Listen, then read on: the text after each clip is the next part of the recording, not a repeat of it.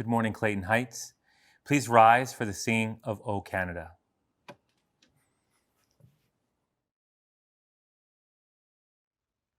O Canada, our home and native land, true patriot love in all of us command. With glowing hearts we see thee rise, the true north, strong and free. From far and wide, O Canada, we stand on guard for thee. God, keep our land glorious and free. O Canada, we stand on guard for thee. O Canada, we stand on guard for thee.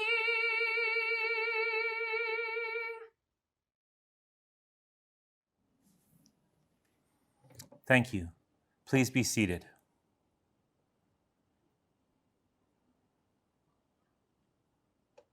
Good morning, and welcome to our staff, students, and special guests.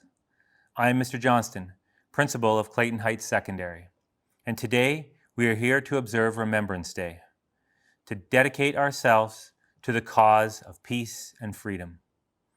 While most of us have never nor will ever experience the horrors of war, we owe it to those who have served to learn, to understand, and to appreciate the task they have undertaken. This year marks the 102nd anniversary of the end of the First World War. On November 11th, 1918, the guns fell silent on the Western Front, marking an end to what became known as the War to End All Wars. Today, we recognize the importance of this anniversary and take a moment to show our respect to those who have made the personal sacrifice defending the freedoms we enjoy. Freedom is not free. We must commit to defending the rights that make us Canadian. We must pick up the torch and hold it high. We ask that you demonstrate the maturity and respect that this most important assembly demands. Please remain quiet throughout the video and refrain from applauding or making noise.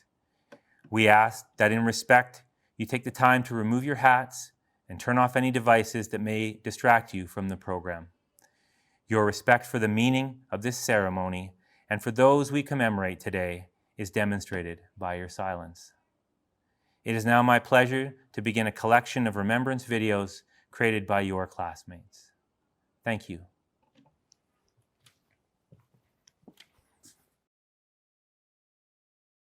Hi everyone, I'm Tisha, your MC for this year's Remembrance Day Assembly.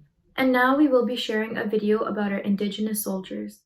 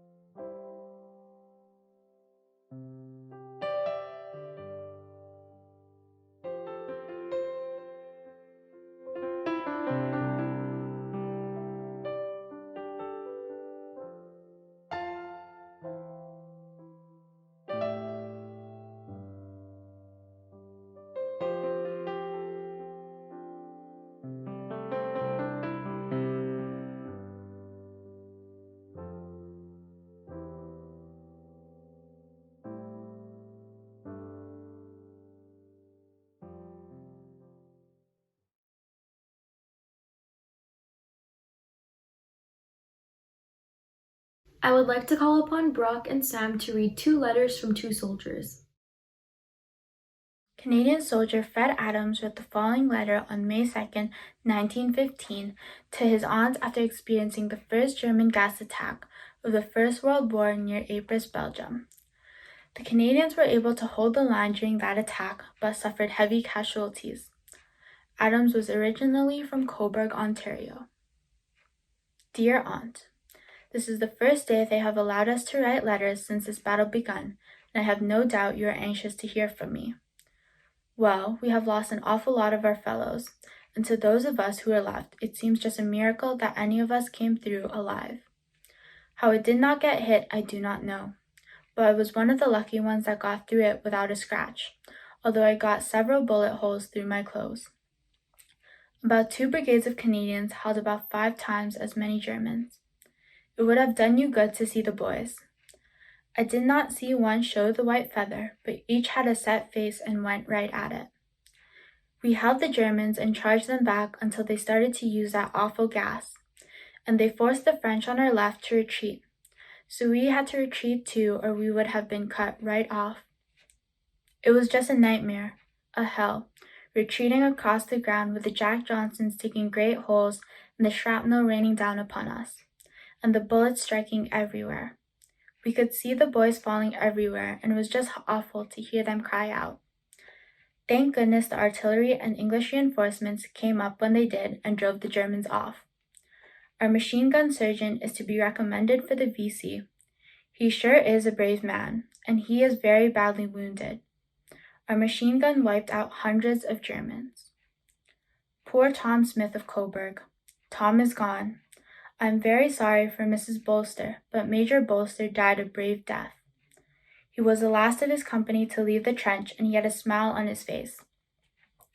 We have lost 2 of our guns, and there are only 11 of us left out of the section.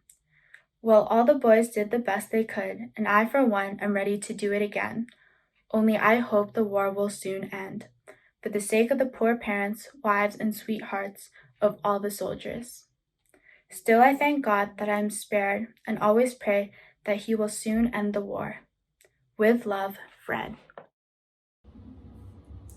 Dear wife, since the last letter was written directly from battle, under heavy shelling and infantry fire, it has constantly continued that way. There is no word for it, and not for that which had followed. Shooting, slashing, stabbing, bashing. It all took half an hour as the clock showed afterwards when things had started to calm down. There were no more soldiers, only corpses. A few ragged, dreadfully trembling prisoners, otherwise all dead. The first line moved in with hand grenades, behind them with the rifles. Behind them, unbelievable, unbelievable. Multitudes with clubs and axes, certainly only to finish us off like cattle. Those of us who had escaped the other weapons alive and were still breathing. Dogs, dogs. They had not yet known our soldiers. Certainly not. There was no more mercy. I have never experienced such a thing in my life. I'll never want to experience it again, and I will never speak of it again. O wife, O love, be strong, be brave. It is all going well. Surely. Post even arrived yesterday morning. I send you kisses, your papa. We now have a theater piece by our senior acting class.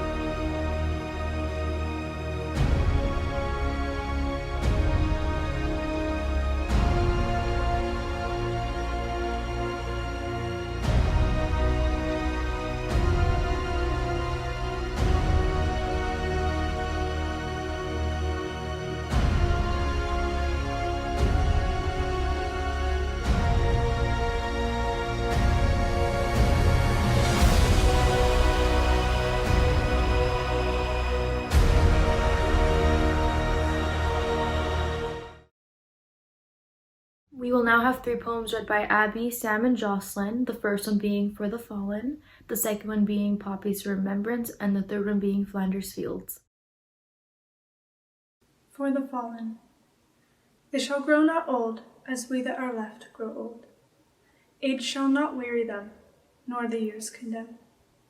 At the going down of the sun, and in the morning, we will remember them. Poppies for Remembrance. Scarlet poppies can flutter like fragile butterflies in the dry yellow corn of summer, and they can dance like graceful ballerinas among the feathery stalks of barley. Red poppies can grow like bright little lamps on our warm winter coats in November, and they can whisper like long-lost voices from the forgotten fields of Flanders. O you who sleep in Flanders fields, sleep sweet to rise in you. We've caught the torch you threw, and holding high we keep the faith with all who died. We cherish too the poppy red that grows on fields where valor led. It seems to signal to the skies that blood of heroes never dies, but lends a luster to the red of the flower that grows above the dead in Flanders fields. And now the torch and poppy red we wear in honor of our dead. Fear not that ye have died for naught, we'll teach the lesson that ye wrought in Flanders fields. We will now have a moment of silence for all those who lost their lives during the war.